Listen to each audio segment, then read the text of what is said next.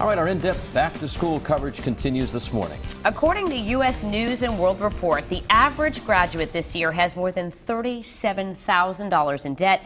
Nearly 60% of millennial graduates have no idea when their college student loans will be paid off. Yeah, these numbers are staggering, and the cost of a higher education only going up. New this hour, we have a look at where Rhode Island ranks and the resources available to help you make an educated decision when it comes time to pay for college. Eyewitness News reporter Brian Yacono has a preview.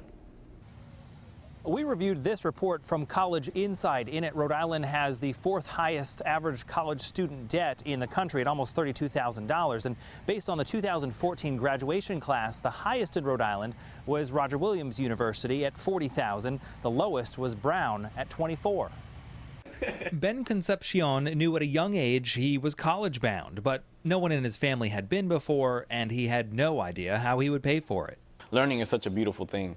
You know, why am I being taxed on it? You know, why is it such a struggle for me, a person who needs education to better themselves and better his community, has to pay for this? He worked with College Visions, which works to guide low-income and first-generation students through the daunting application and financial maze. Schools should have workshops on, oh, this is all your debt, you know, and this is what's going to happen. This is how much you're going to pay monthly when you graduate. You should be scared. You know, you should try to bring this down as much as possible. I remember getting accepted to URI and some schools out of state.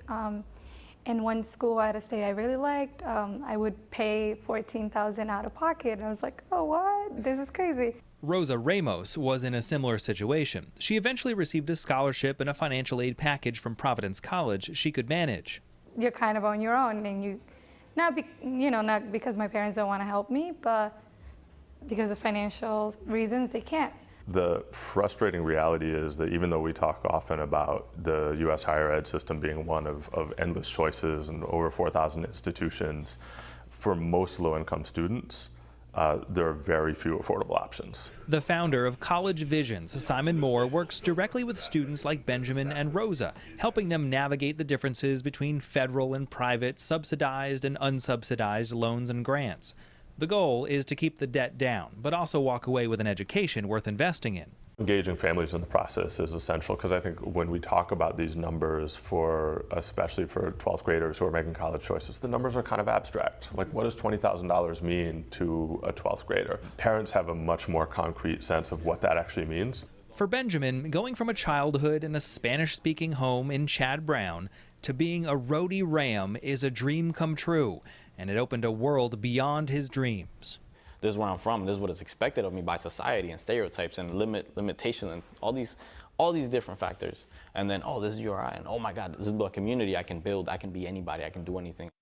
We asked Simon Moore the consequences of a student taking on more debt than they can handle. He says it can impact their dreams of ever buying a home. If they default on those payments, it can negatively impact their credit. I'm Brian Yacono, Eyewitness News.